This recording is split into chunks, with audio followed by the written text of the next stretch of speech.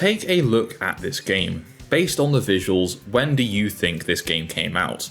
If you're thinking anytime during the 90s, well, you would be very wrong, because this game released, depending on where you lived in the world, between 2003 and 2004. Welcome to the Worst Racing Games, the internet series where you guys suggest different racing games that you think are terrible, then I play them, review them, and rank them. So last week we played Ford Truck Mania for the PlayStation 1, and this week the Worst Racing Games wheel has dubbed us another PlayStation 1 game. This is Rascal Racers. Rascal Racers is a kart racer that boldly asks the question, what if Mario Kart, but worse in every possible way? This is a game so clunky, so ugly, and so inexplicably designed, it's garnered quite the reputation for itself. No multiplayer, sluggish controls, and graphics that look like they were assembled during my lunch break. But here's the thing, bad games, they don't just disappear, they linger, they get remembered. I mean, mostly through this series, and somehow Rascal Racers became one of the PS1's most infamous racing games. So today, we're gonna strap in, grab the worst kart on the grid, and find out once and for all, is Rascal Racers truly one of the worst racing games on the PlayStation and in general, or is it a misunderstood relic of the bargain bin era? So before we dive into the gameplay, let's just go over a little bit of history about the game. So of course this is a kart racer. It was developed by a company called Miracle Designs and published by the notorious Midas Interactive. It released in Europe in 2003 and was published by Telegames in America in 2004. So just for reference, if you lived in Europe, this game came out 3 years into the lifespan of the PlayStation 2, and if you lived in America, that's 4 whole years into the PS2's lifespan. This is absolutely ridiculous. It wears its inspirations on its sleeve. Colourful animal characters, cartoonish tracks, goofy power-ups, basically everything you expect from a Mario Kart clone. But somewhere along the production line, it veered off into a wall and turned into, well, this. To sum it up in an analogy for you guys, if Mario Kart or Crash Team Racing is fine dining, Rascal Racers is a microwaved, pre-made dinner. Yeah, it technically fills you up, but you're probably not going to enjoy a single bite of it. And also it's kind of bad for you. So the basic hook is simple. Pick one of several animal racers, like Argyle the Aardvark or Paulie is what I assume to be a beaver, and race through 9 tracks split across 3 very creatively themed worlds. And I'm not joking here, these are the names: City, Forest, and Ice. Wow. That's crazy. You've got 3 different modes. Tournament, which is like your standard single-player Mario Kart experience. You work your way through cups, except there's only 3 of them. There's Arcade, which is just a single race, because who needs the structure? And lastly, there's Time Trial, where you're just racing the clock. But instead of just setting a best lap time, it's across 3 laps. So that's exciting, I guess. All these might feel familiar if you've played almost any other kart game pretty much ever made. But yeah, 3 game modes, no multiplayer. Really pushed the boat out there, didn't they? Now before we go any further, if you are a fan of retro games, or terrible racing games in this case, then why not hit that subscribe button and tap the bell for notifications to stay up to date with my future uploads. And whilst you're at it, if you want to support the channel any further, then please check out my Patreon using the link in the description below. Over on my Patreon, you can get access to cool goodies like early access to Worst Racing Games episodes, and your name in the credits of every single upload. Anyway, that's enough selling myself to you, let's talk visuals. If you were expecting the PS1 at its artistic peak, like Crash Team Racing or Ridge Racer, well, my friend, you're in for a rude awakening. Rascal Racers looks kinda rough. Like, really kinda rough. Characters are blocky, the tracks have minimal detail, there's not really a sense of depth, it's just flat, choppy polygons that kind of make up a somewhat 3D world. It kind of feels like a tech demo that went wrong, and I think that's about the level we're dealing with here, and I don't think there's really any other way I could describe it. And before you ask, I don't think any of this was intentional retro style. This was 2003 or 4. The PS2 was in full swing. This is just something that was rushed out to fill shelf space. So let's move on to the audio. The soundtrack is overwhelmingly forgettable. Repetitive loops that sound like they were composed by someone who listened to some Nintendo tracks, forgot about them, and then waited a week and tried anyway. It really sounds like it's attempting that joy and whimsy of Nintendo music, but instead it's just capturing despair and rage in the player.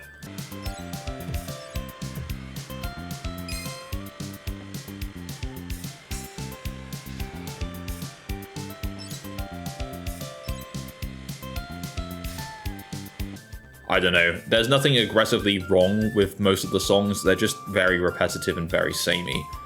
The sound effects are also just meh, there's nothing great about them. It's best to just play this game turned down, I'm not gonna lie. Or in fact, it's best to just not play this game at all. But, you know, if you have a young child and you want to lull them to sleep, pop the game on loop, I'm sure they'll conk out quite quickly. So yeah, I've blasted the way the game looks and the characters, but what about the actual gameplay? Well, it ain't much better, guys. The gameplay feels like driving through glue. Steering lacks really any precision, and turns don't really respond like you'd expect them to, especially in a kart racer. Tight corners, just forget it, because you're going to crash into walls more often than not. However, thankfully it feels like the developers actually were aware of this, and the track design is intentionally not that difficult, so that you shouldn't be bouncing around too much. And yes, I know what you might be thinking, yeah, it's just old, but no, plenty of PS1 racers have tight responsive controls, like Crash Team Racing, Muppet Race Mania. Rascal Racers is just super clunky in comparison. Even the power-ups, they're just super generic, missiles, grenades, but you just like drop them down like landmines, it's really weird. It all feels pointless. You either get lucky and hit someone, or you watch them drift by like polite ghosts in a parade. It's not chaotic fun, it's just confusion, at best. There's just so many stupid design flaws in this game. Firstly, I can't believe how easy this game is. When you beat all 3 cups on the standard medium difficulty, you unlock hard mode. And it's not really hard anyway, it's exactly the same, it's just more of the same. Oh, and by the way, there's no way to save your progress. There's no memory card support. So if you win a few races, well, cool, you better be ready to do them all over again next time you boot up. Thankfully, and I'm not kidding here, it will literally take you half an hour to see all 9 tracks and unlock pretty much everything, so there's not really any reason to go back to it anyway. But that just seems like such a strange design flaw. How is there no memory card support? How can you not have a game that saves in the year of 2003 and 4? Now, usually, a lot of the games in this series end up having at least something redeemable. A so bad it's good charm, nostalgic value, or even like a cool mechanic. But to be honest, there's like nothing here, guys, at all. I'm sure there's mixed feelings of this game throughout the community. I'm sure some of you hate this game, but I'm sure maybe some of you played this as a kid and swear it as a childhood gem, and to that, fair enough. But the cold hard truth is, the game's lifespan is incredibly short.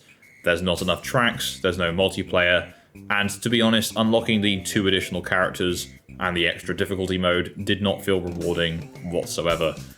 I would imagine that most of you would play a few races, sigh deeply, and probably never return. Unless you're a hardcore PS1 collector, there isn't really any point in owning this game whatsoever.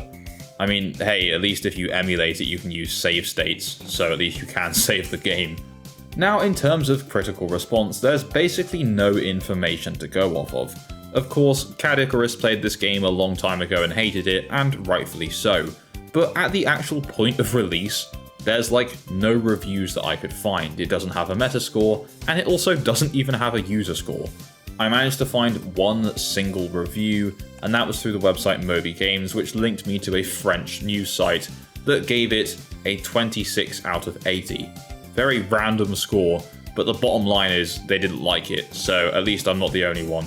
And of course, with this being a budget title releasing so late in towards the PlayStation 1's lifespan, there's like no sales figures for this game whatsoever, but I can only imagine and assume that this game sold absolutely horribly, or at least we can hope it did. Now, however, if you somehow still want to buy a physical copy of this game after watching this video, if you live in Europe and want a PAL copy of this game, well, lucky you, because you can pick up a still-in-box complete copy for about £3.50. However, if you live in America, a still-in-box copy is going to set you back about $65, or for my English friends, £48-ish. And these stats are from price charting. Anyway, so now the time has come to rank Rascal Racers in our worst racing games tier list. The thing with Rascal Racers is that it's not even offensively bad. It's not broken like some of the other games we've played in this series, like Action Girls Racing or Urban Extreme, but it's just so boring and so lacking of content that there's nothing there. You can't save, there's no multiplayer, it's just such a pointless game. So I think for me, Rascal Racers is going to join the hot garbage tier, alongside such classics as London Taxi Rush Hour and Super Street the Game. By some miracle, this is absolutely not the worst racing game that we've covered on this series, but this is certainly not good either.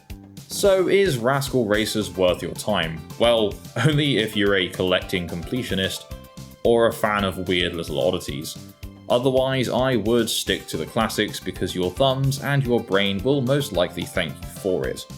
Rascal Racers is a game that's kinda hard to summarise, but if I were to try, I would probably say it's depressingly mediocre. And so that takes us to the end of our look at Rascal Racers for the PlayStation 1, and with it, this week's episode of Worst Racing Games. What do you guys think of Rascal Racers? Are you a fan of it? Did you grow up with it? Share your thoughts on the game in the comments down below. And as always, if you have a suggestion you want to see added to the wheel, pop that down there as well. If you enjoyed this video, please don't forget to leave a like, and if you haven't done so already, subscribe and tap that bell for notifications to stay up to date with my future uploads.